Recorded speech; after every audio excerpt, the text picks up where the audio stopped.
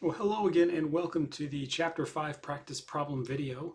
We're starting here in Chapter 5 with exercise 5-1, which said Worley Corp's contribution format income statement for the most recent month is shown below. And we see sales at 10,000 units, or $350,000, all the way down to net income of $15,000. We want to consider each case independently. So the first one says, what would be the revised net income per month if the sales volume increases by 100 units? Now there's a couple different ways we could do this. The first would be to sketch out the entirely new income statement with sales of 10,100 units. Okay, so let's do that just for sake of posterity here, and then we'll talk about a shorter way to do that. So with this one product they're selling sells at $35 each. So if I was instead selling 10,100 units in my new proposed scenario, total sales would be $350,500. Variable expenses we know stay constant on a per unit basis with changes in volume.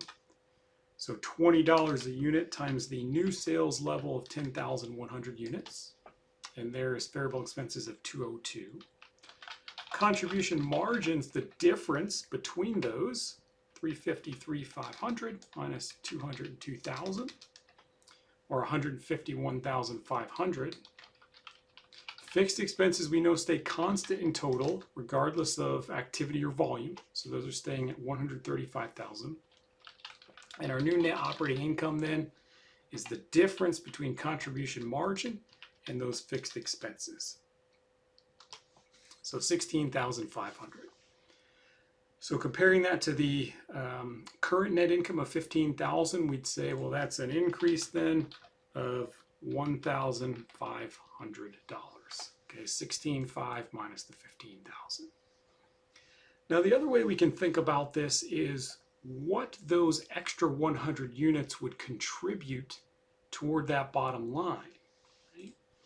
We know that each unit we sell contributes exactly $15 to the bottom line. That's the contribution margin per unit. That's what makes that such a useful measure. Right? Every unit I sell contributes $15 directly to the bottom line. So first to cover fixed expenses and then to generate some kind of profit. So if I sell an extra 100 units beyond this current sales level, those 100 units are going to contribute 100 times $15, or $1,500 additional dollars in contribution margin toward my bottom line. So if I increase volume by 100 units, I can figure out that increase in potential net income very quickly using that CM per unit. Let's look at the next scenario here. 2 said, what would be the revised net income per month if the sales volume decreases by 100 units? Well, not too much different there other than the direction of the volume change. So again, we could sketch out the entire income statement and think about what that reduction in sales volume does. Or we can just say, well, the decrease in net operating income is equivalent to the decrease in contribution margin. And we've already determined what that was in our shortcutted version of number 1. But just to be explicit here, we're saying I would have 100 units falling off my sales volume, selling 100 less, times the $15 unit CM, or the amount every unit contributes to the bottom line, and my decrease in net income would be $1,500. Then my third scenario here said, what would be the revised net income per month if the sales volume is exactly 9,000 units? So it's not 10,000, it's 9,000. Again, a couple different ways we could do this. One way that's sort of in between the full version, if you will, and the extra shortcutted version would be to start with that contribution margin. And what I mean there is, if I'm selling 9,000 units, I know that every one of those 9,000 units is contributing $15 toward the bottom line. So 9,000 units times 15 bucks would mean total contribution margin of 135,000. Now my fixed expenses we would assume are not changing in total, so they're still 135,000. And now my net operating income is exactly 0. And as you recall from chapter 5, that's what we call the break-even point, the point at which net operating income is exactly 0. All right, I'm going to jump ahead a little bit here to exercise 5-4. And that one said, last month when Holiday Creations Inc. sold 50,000 units, total sales were 200,000, total variable expenses were 120,000, and fixed expenses were 65,000. And the first requirement said, what is the company's contribution margin ratio, CM ratio? Remember, CM ratio can be calculated as CM divided by sales. And that can be either in total or on a per unit basis if we have that information. What that CM ratio expresses then is the portion of every sales dollar that goes toward the bottom line. So first to cover fixed expenses and then to generate some kind of profit. So let's see what that looks like here. And just to be explicit, let's sketch out sort of the top part of that income statement. We were told that sales were in total $200,000. Variable expenses were $120,000, which means contribution margin would be the difference between those two. 200,000 minus 120,000, or $80,000. Okay, so that's CM there. So my CM ratio becomes the total CM, 80,000 bucks, divided by sales, 200,000, 0.4 or 40%. And again, that means 40% or 40 cents of every sales dollar would go toward covering fixed costs and then generating some kind of profit. Now part 2 said, what's the estimated change in the company's net income if it can increase sales volume by 250 units and total sales by $100,000, or excuse me, by $1,000? Well, what we know about the CM ratio is it tells us what portion, again, of every sales dollar goes toward covering fixed expenses and generating profit. So if I increase sales, I'm going to type this out too, by $1,000, what I'm doing is increasing the bottom line by 40% of that because of that current CM ratio, 40%. So take my increase in sales of $1,000 times 40%, and that means net income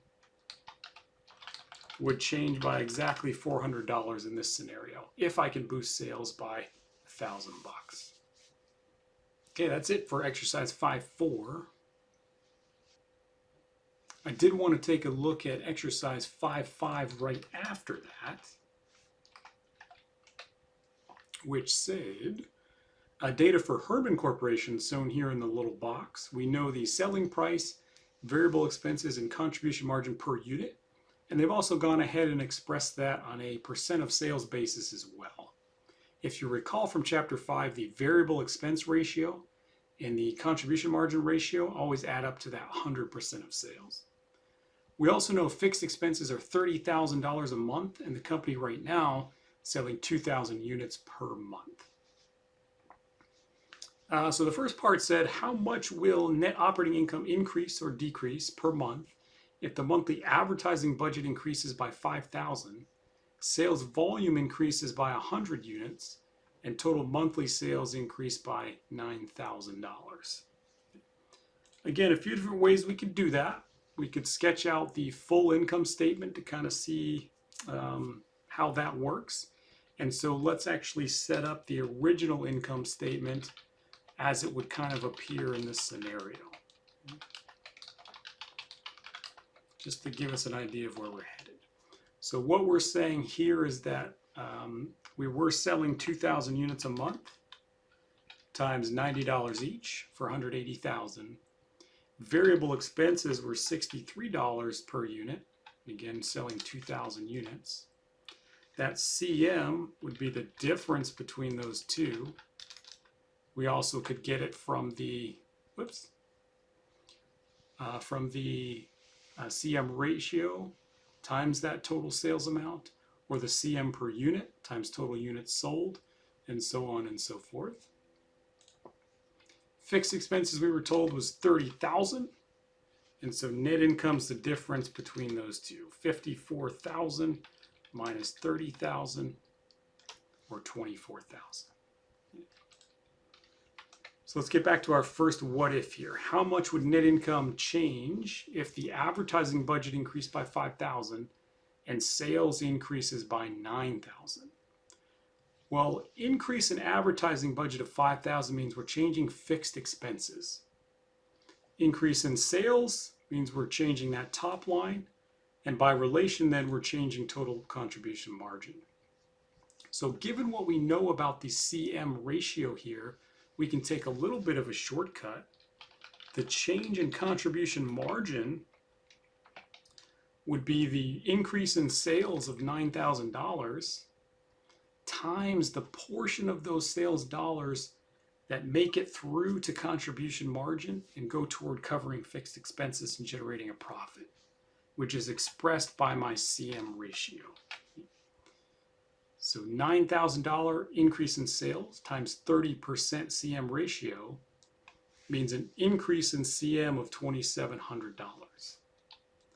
Now the change in advertising or fixed expenses was $5,000. So our net change would be the $2,700 increase in CM minus the $5,000 increase in advertising or fixed expenses for a net decrease in net income of $2,300. Meaning if these estimates are pretty reasonable, we have some confidence in them, this probably isn't a good investment, at least in the short term. Okay, we do not generate enough sales, or we don't project we'll generate enough sales to cover that increase in the advertising budget.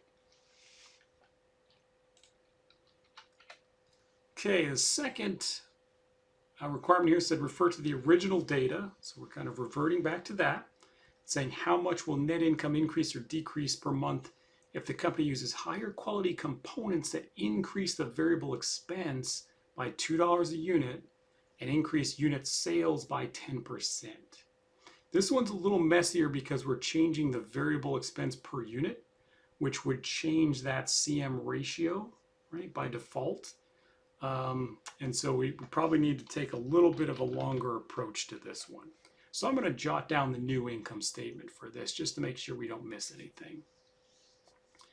Okay, new sales would be 2,000 units, the original sales level, and we're increasing that by 10%. So we'll add 10% on top of that. In other words, 2,000 units plus another 200, or 2,200 units would be the new sales level, times that $90 per unit selling price, that's not changing, or $198,000. Now total variable expenses would be the $63 original variable cost per unit, plus this $2 increase, times the new sales level of 2,200 units, which again was the 2,000 units in the original scenario with 10% on top of it. 143,000. My new CM is the difference between those two, or 55,000. Fixed expenses in this scenario don't change. We're not doing anything to that. We're not ramping up advertising or anything like that. So those are still 30,000 from the original scenario. And my new net income becomes the difference between that new CM and the fixed expenses of 30,000, or 25,000. So if we look back to our original income statement, net income was 24,000. Under this projection, it would be 25. So that would mean an increase then of $1,000 per month. So if we felt pretty confident in these projections, we'd say, yeah, that's a pretty good investment to make, or a pretty good change to make. Start using the higher quality of components that cost a little more, but we're building some kind of increase in demand by doing so. So that one worked out pretty well. Okay, next up is 5-6 actually, and then we'll jump a few. So 5-6 had said Moral Products distributes a single product here, this woven basket, sells for $15 a unit. Variable expense is $12 a unit. The company's monthly fixed expense, $4,200. First, we're going to calculate break-even point in unit sales, and then we'll do that in sales dollars. So if you need to review kind of the way we did this in Chapter 5, feel free to pause and go back for a second, but I'll refresh us. Break-even point in units we can always find by taking fixed expenses divided by the contribution margin per unit for the single product. Always nice to think about why this works too. Break-even point's the point at which profit or net income is exactly zero. So what we're saying is, let's take the fixed expenses, those expenses that don't change with any change in volume, and divide it by the amount that every unit I sell contributes toward the bottom line. That's why this little mini formula works. So let's see what that would be in this case. Okay, so fixed expenses, we know 4,200. We're looking for CM per unit. We don't have that explicitly, so let's go ahead and jot that down over here, just to be clear. Selling price of the basket's $15.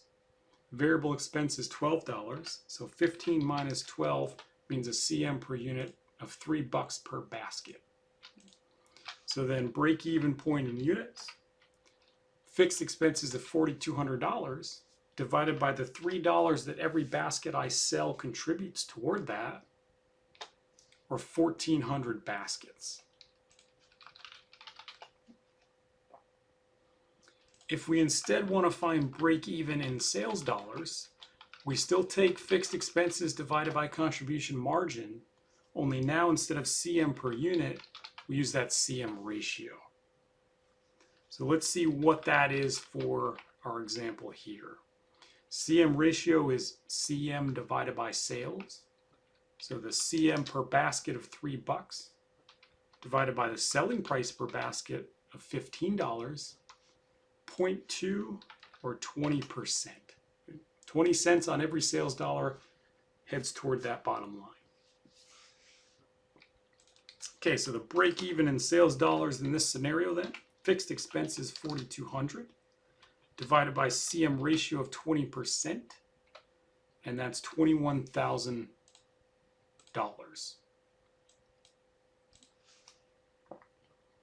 And just to double check our math there, we said the break-even point was 1,400 baskets. These things sell at $15 per basket. There's your $21,000. The third part said if the company's fixed expenses increased by $600, what would become the new break-even point in unit sales or in dollar sales? Okay, so we'll say new break-even in units. Well, we did the heavy lifting on this in the first one there. We need to cover the fixed expenses, and now we're saying that's increased by $600. So 4,200 plus 600, that's what we have to cover. Divide by our CM per basket of $3, and that new break even is 1,600 baskets. New break even in sales dollars, similar approach here. Old fixed expenses 4,200 plus the new 600 increase, or theoretical increase. Divide by that CM ratio of 20%, and there's my new break even in sales dollars. All right, let's jump ahead a little bit here to 5-9. All about degree of operating leverage, one of my favorite things from Chapter 5. It's a very useful tool. So that's it. Engberg Company installs lawn sod. Their most recent monthly contribution format income statement was shown right here. First thing we wanted to figure out was what is the company's degree of operating leverage? Degree of operating leverage. And then we'll talk about what it means. So DOL we can calculate as the contribution margin divided by that net operating income. So here it's the CM of $48,000 divided by net income of $10,000. That's 4.8. Remember, this doesn't really have a unit of measure. It's not 4.8 4.8%. It's not 4.8 whatevers. It's just 4.8.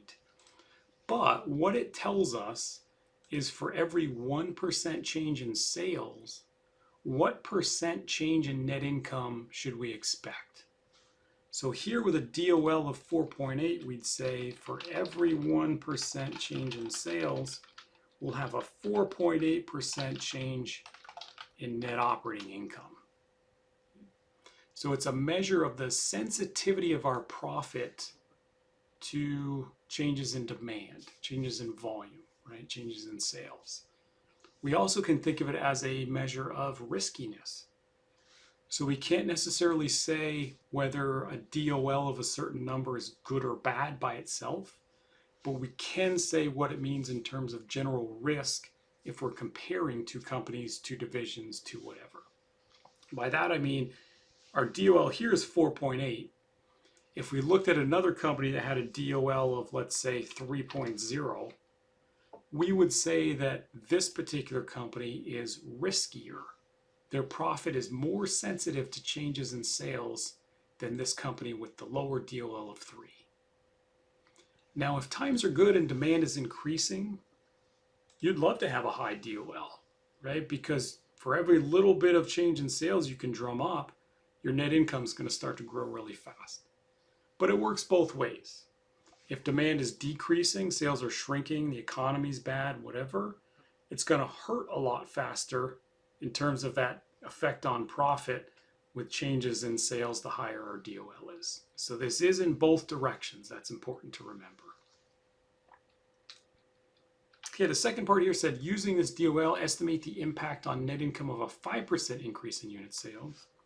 All we've got to do there then is take that DOL of 4.8, multiply it by the 5% increase in unit sales, and we'd say, well, if we have a 5% change in sales, we expect to have a 24% change in net operating income. So again, that really highlights the sensitivity of this profit to changes in sales. 5% change in sales, not huge, drums a 24% change in net income. It's a pretty big swing.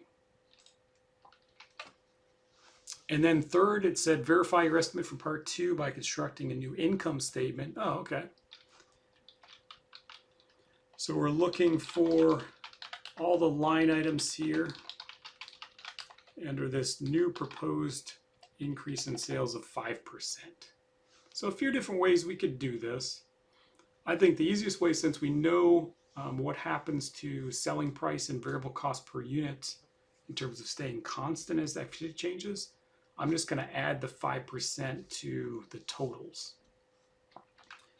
So we're saying sales was 80,000. If we increased it by 5%, I'd be adding 5% on top of that, so I can multiply it by 105%. New sales would be 84 grand. New variable expenses would be 32,000 with 5% added on top of that, 33,600.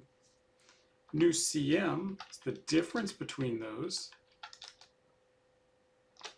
or 50,400. Fixed expenses we would assume do not change. And so my new net operating income, CM of 50,400 minus fixed expenses of 38,000, and there's my new net income of 12,400. Now that was compared to original net income of 10,000. So in other words, we're saying new income 12,400 divided by old income of 10,000, 1.24. So yeah, we've added 24% on top of that old income. Income's changed by that full 24%. All right, I had one more I wanted to take a look at here for purposes of this video, and that was 5-18 at the bottom. So 518 said Menlo makes a single product, or distributes one, I should say. The company's sales and expenses for last month are shown here in the box. First up, we're looking for the break-even point in unit sales and in dollar sales. Break even in units, break even in dollars. Again, break even in units we can find by taking our fixed expenses divided by that CM per unit, the amount that every unit I sell contributes toward the bottom line. So 216,000 divided by the $18 unit CM. And there's my break even in units of 12,000. Now for break even in dollars, we need the CM ratio. So let's jot that down over here real quick. CM ratio is always CM divided by sales. We can do that in total or on a per unit basis. So I'm going to do it using the per unit data here. $18 CM divided by sales of 30 bucks. And there's a CM ratio of 0.6 or 60%. Again, 60% of every sales dollar heads toward the bottom line here for this company. So break even in dollars, fixed expenses 216,000 divided by CM ratio of 60%, and there's my break even in dollars, 360,000 bucks. Now part 2 said, without resorting to computations, what's the total CM at the break even point? And this can be a little tricky when you're first getting started. Just keep in mind the break even point, the point at which profit or net income is exactly zero, not sales. So if net income has to be zero, total CM at break even has to be exactly equal to the fixed expenses. And just to bring that home, what we're trying to say is, well, yeah, if I had CM of 216 and fixed expenses of 216, my net income exactly zero. Okay, so break even, the point at which net income or profit zero, not sales. Next up, we said how many units would have to be sold each month to attain a target profit of 90,000. Verify this with a new income statement. Target profit analysis is an extension of our break-even analysis.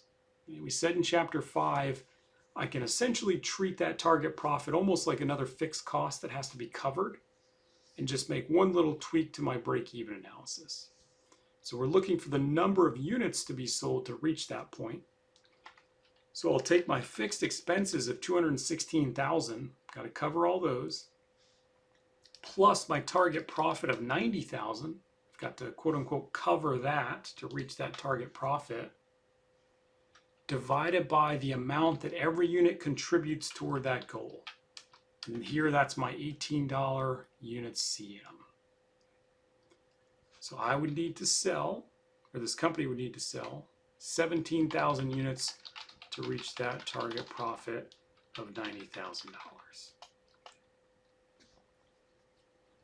Oh, and they said verify this by doing a CM income statement. I'm going to do just the last 3 lines of it here. Total CM at 17,000 units would be 17,000 units times the $18 unit CM, or 306. Fixed expenses, 216. So there's our difference as expected of $90,000.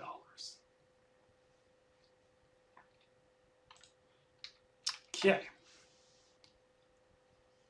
Number 4 said refer to the original data here. We want to come up with the margin of safety in dollars and percentage terms. Ooh, I like it. Margin of safety, remember, is kind of the cushion we have in sales before we start to become unprofitable. That's current sales minus break-even sales, at least on a dollar basis. So this margin of safety in dollars is the current sales level of 450,000 minus the sales that break even, which we determined in part 1 was 360,000. And what we're saying is our sales could fall by $90,000 all the way to 360 before we cross that magical break-even point and start to become unprofitable. Now the margin of safety percentage is just expressed as a percentage of current sales. So we can take that margin of safety in dollars that we just calculated, the 90,000, and divide it by that total sales current level of 450. And that's 0.2 or 20%. So we're expressing the same thing, just in a different unit of measure. We're saying sales can fall by $90,000, which is 20%, before we fall into that unprofitable range. Okay, and then part 5 said, what's the company's CM ratio? Well, we already calculated that, so I'm just going to jot it down real quick again. The CM ratio is CM divided by sales. If the company can sell more units and increase sales by 50,000 per month and there's no change in fixed expenses, by how much would you expect monthly net income to increase? So we did this in an earlier problem or something very similar. That CM ratio tells us what percentage of every sales dollar heads toward that bottom line, right? So what's generated in CM, which assuming no change in fixed expenses, goes straight to net income. So if we take that CM ratio of 60% and multiply it by the proposed or projected increase in sales of $50,000, that means we'd be increasing both CM and by relation net income by $30,000 if we're able to realize that change in sales. This is increase in net operating income with a $50,000 increase in sales. Again, that's why CM ratio is such a useful measure for us. What percentage or what portion of every sales dollar kind of makes it through to the bottom line there. So first cover fixed expenses and then generate a profit. Okay, that brings us to the end of the Chapter 5 practice problem video. Make sure you back up and revisit any that you may have struggled with. And then, as always, make sure you send me questions if you have them. Talk to you soon.